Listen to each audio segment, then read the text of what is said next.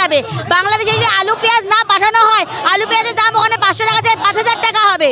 বাংলাদেশ থেকে আয়োডিন না পাঠানো হলে ওরা শুধু লবণ খাবে, লবণ দিয়ে আয়োডিন যাবে না। ওরা আসে কেন? যখন ভারত যাদের মামার বাড়ি তাদেরকে তাড়াতাড়ি বিদায় করে দেবে, তাহলে ভারতে আসে কেন চিকিৎসার জন্য? আপনি মুকুন্দপুর যান, আপনি যে কোনো গভর্নমেন্ট হসপিটাল যান, আপনি পিয়ারলেস যান, এই হসপিটালগুলো বাংলাদেশিদেরই দেখতে পাবেন। যখন ভারত এত খারাপ, তাহলে ভারতে কেন আসে? ভারতে আসার দরকার নেই।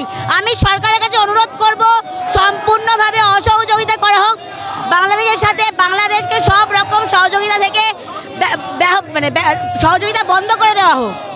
আমরা আজও যদি না হিন্দুদেরকে সুরক্ষিত করা হয় ওখানে, তাহলে ভারতবর্ষ থেকে সব পণ্য সরবরাহ বন্ধ করে দেওয়া হোক। ওখানে যারা হিন্দুদের ওপর অত্যাচার করছে তাদেরকে ইমিডিয়েটলি ওখানকার কঠোরতম শাস্তি দেওয়া উচিত। আর ভারতবর্ষ থেকে বাংলাদেশে সব কিছু সরবরাহ বন্ধ করে দেওয়া উচিত। বাংলাদেশ দুদিনে সিধা হয়ে যাবে। যদি আমি এখান থেকে বলে দিচ্ছি, যদি না এখনও ওখানে হিন্দুদেরকে সুরক্ষিত করা হয়, তাহলে আমরা পেট্রোপলে বেনেপলে ধর্মঘট করবো, যাতে ভারত থেকে বাংলাদেশে যেতে না পারে। মৌলবাদীরা হচ্ছে শান্ত আর ইসকন হচ্ছে জামাতি। কোভিডের সময় যখন হিন্দু মুসলিম সবাইকে পেট ভরে খাওয়াচ্ছিল, তখন কোথায় ছিল? তখন মনে হয়নি ইসকন জামাতি? ইসকন যদি জঙ্গি সংগঠন হয়, ইসকন যদি বাংলাদেশে বন্ধ করে দেওয়া হয়, তাহলে ভারতবর্ষে সব মৌলবাদী সংগঠনকে নিষিদ্ধ করতে হবে। ভারতবর্ষে কোনো মৌলবাদী সংগঠন থাকবে না। আর অনেক মুসলিম বলবে আমরা তো রাষ্ট্রবাদী, আমরা এটাকে সাপোর্ট করি না। তাহলে আজকের দিনে যেই সব মুসলিমরা এটাকে সাপোর্ট করে না, সেই মুসলিমরা কেন রাস্তায় নামছে না? তারা নেমে বলুক যে আমরা এটাকে মানি না, এটা ভুল হচ্ছে। সেই বলার ক্ষমতা তো মুসলিমদের নেই। সবাই ওরা এক। ওরা যখন সংখ্যালঘু তখন বলবে আমরা সেকুলার চাই, আমরা ধর্মনিরপেক্ষ চাই। আর ওরা যেই মুহূর্তে সংখ্যা গরিষ্ঠ হবে, সেই মুহূর্তে বলবে যে আমাদের শরিয়াত ল চাই, এটা ওদের ধর্ম। উনি তো এখন দায়সারা করবে।